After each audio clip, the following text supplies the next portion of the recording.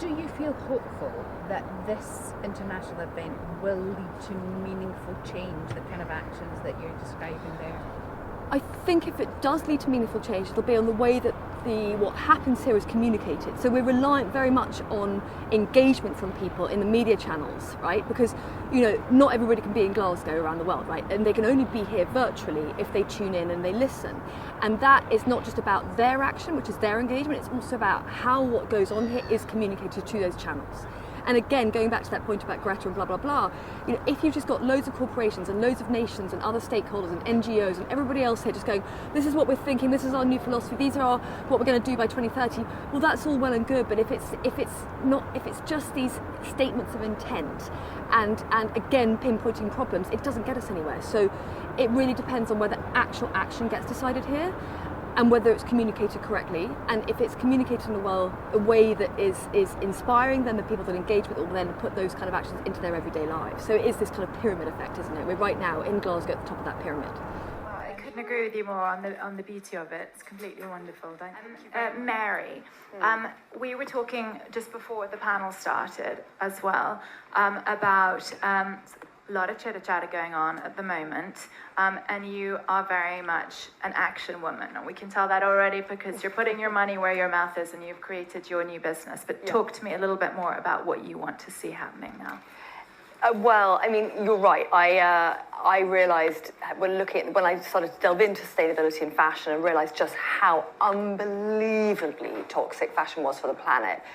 I thought, Christ, you know, like, you can't sleep at night. You can't look yourself in the mirror if you know you're part of the problem. So, I mean, I think there's so much talk. And I think that the other thing is that you mentioned earlier about decarbonising. And yes, we really mainly do need to decarbonise the fashion industry, but there's a lot more to it than just decarbonising it, right? So one of the actions is replacing biodiversity, stopping the loss of habitat.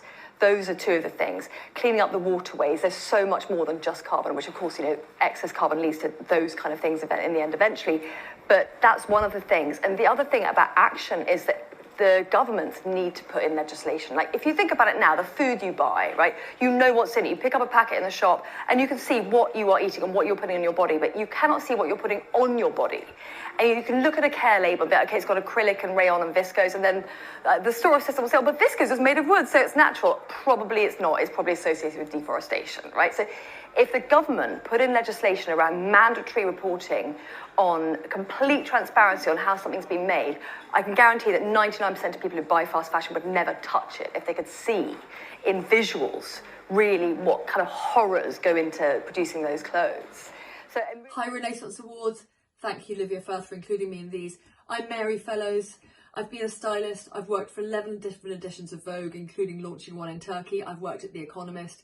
I've dressed household name actors, including Oscar and BAFTA winners. And I've now reoriented my career around sustainability because, like all of you here, I saw that change needed to happen. And from my opinion, that the best way you can do that is from within. So I've been asked to give some advice to young leaders out there. The first thing I want to say is, well done all of you. The fact that you're watching this shows that you want change, and good for you, and go for it. You are our only hope. I'm sure you agree with me that leaders around the world have not been doing enough to make change. So here are some do's and don'ts. Don't think that cancel culture and call out culture are enough. They are blunt instruments and they leave a dead end. They stop the conversation. If you want to make change with people you disagree with, you have to challenge them, take them head on and try and understand why they think like that. And then you can argue with them correctly and try and change their beliefs by listening to them first, okay? Second of all, social media, amazing tool for spreading content, amazing tool for spreading ideas and movements and initiatives, and things can go viral, sure, but it's not enough. Just sharing content or making comments or trolling or leaving negative comments, that is not activism. Real activism, the clue is in the word act. So if you want to see change, you have to take real action. And that means write to your senator or your MP, tweet them, email them, show up at their office, show up at the events they're going to be at. That information is always published. Organise grassroots activations within your local community, your peers, your colleagues, your extended family, your other networks. Use and deploy social media to get those things happening. Use and deploy it to spread the love and share the ideas and the content, but get out there and actually roll your sleeves up and really do stuff, because that is where we're going to see real change. You can do it. We can all do it. We're in this together, and we're taking the power back. Thank you very much. So complex. The main problem we've got is that there isn't legislation or regulation around this. Okay, if there was either global, local, or kind of intercontinental, multi-government agreements and pacts that agreed what is a safe and legal way to produce and manufacture and communicate, we'd be fine. But there is no unanimous kind of consensus on what is a responsible way to produce fashion that will help all nations keep the global warming temperatures to 1.5 degrees by 2030 and the other benchmarks by 2050. Now, so in absence of legislation, it then falls on other stakeholders to take up the responsibility. The problem a lot of brands have is they're like, well, how do I tackle this issue? Because it's, as I say, the thing about sustainability and fashion is that sustainability is policy, agriculture, biochemistry, farming, mechanics, engineering, science, and all of those things are based on precision. And fashion is based on very much like the Emperor's New Clothes, it's height. It's very fast as well. Very fast. So when you have to look at all of those aspects of the brand, where do you begin? Well, most brands tend to fall for one thing or the other. They tend to either go more towards social impact, so that they say this is locally made by artisans and blah, blah, blah, or environmental impact, which is this is made from really beautiful clean textiles. Very rarely do you find a brand that manages to combine both very strong social impact and environmental impact. And that is why I fell in love with Bello, because I thought, my God, they are, for example, recently they've probably saved a total of about 4,000 metres, 4 kilometres of seatbelts.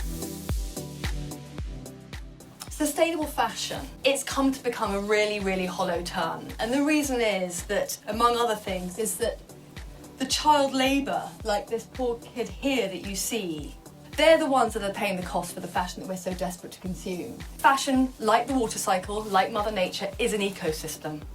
And any of us in this room or wider who have a position of influence in fashion, I think have an absolutely unquestionable duty to use that influence to shape the rest of the industry. The technology is out there and the consumer demand is out there. Don't wait until legislation, compliance, consumer demand, and your investors or any other stakeholders have come to you and said, okay, time's up. What if I told you that the next piece of clothing you're going to buy on the high street is part of the second most polluting industry on this earth?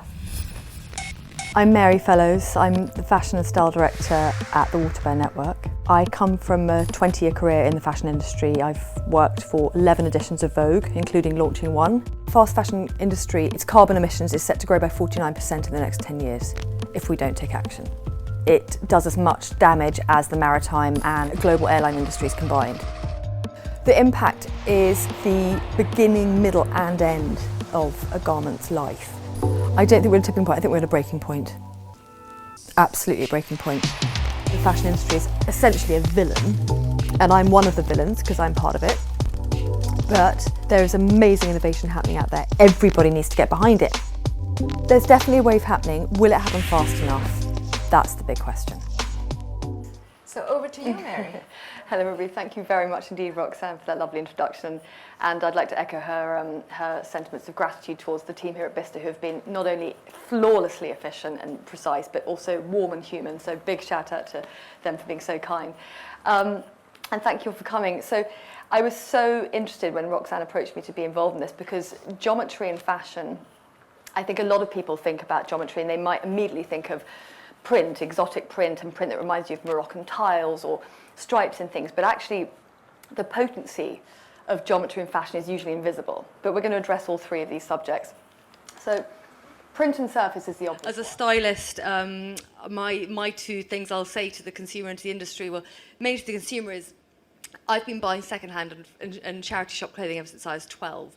And don't be shy. Buy it online if you feel a bit icky about going to a charity shop or a secondhand store, but just embrace it and play dress up when you're in there. Take your friends with you. Take some of your favourite pieces with you, like take your favourite black trousers, your favourite blazer, whatever it is, some of the pieces that you feel safe in, and mix them up and play and play and play. And when you buy, on the basis that there are people watching this who may be Black and or gay or from any other kind of identifies any kind of other minority, community, marginalized, what what are the takeaways that you would say to them? Like, I would love to hear some anecdotes, just to end on a high note, of anecdotes, pieces of wisdom, bits of advice, learning curves you've got, like resolutions you've come to yourself, anything where you're like, okay, this is what happened to me, this is how I got over it, or this is what someone said to help me out of it, or whatever it might be, that would be really positive takeaways, where, you know, there'll be, maybe if there's just one kid who watches this talk in 5 years and goes, oh wait, I remember when I watched that talk and I just had this thing happen, but you know what, I remember this guy or one of these two guys said this, now I know what to do, right? Like, that's what I think we need to do, is give hope and give advice and pass on to the next generations. And that's the joy of digital media platforms, right? Is that, you know, this message and these stories can reach people way more than they could have done, you know, 10 or 15 years ago. So what would you say to anyone watching? Malcolm, you first. What would you say? My biggest lesson, what would I share? Oh, yes. I would share that you define yourself. Mm-hmm. You decide what you're capable of. And you are not defined by the expectations of others. You are not defined by your current situation. You are not defined by the circumstances that you've overcome. You define your life and your stake. And you have to just make sure that there's always going to be noise around you. And thank you both so much for your time. No, Mary, thank you. Thank you from the bottom of my heart. Like, you know, I adore you and have adored you for years. There's so much you've shown me. The way in which we've connected around this thing called fashion that we love has been so much deeper than that. You've been a friend across continents now. So thank you. Yeah, I love you, girl. Malcolm, thank you. Love you, girl. I think it is sometimes the sense of failure can be enough to drive you forward and to make you keep wanting to win. And I think feeling like a constant failure. Yeah, it sort of can make you destroyed, but it can also make you just constantly want to win and prove other people wrong. If you think you've got the talent, you have to. But I think it's real. The battle can be real, because it's sometimes the voices in our head, you know, that aren't as real as what's actually happening. You just have to keep on going, really. Yeah. It's like, I think a lot of people, you can tell when they get dressed for their weddings or even for big events, that you can tell where they've got their inspiration from, but quite often there's a mismatch between what their body and their colorings are capable of, and what would be most flattering to them and what would enhance and bring out their best assets, as opposed to where they're trying to emulate something else without a kind of sensitivity to what their own assets are. If that makes sense. Right.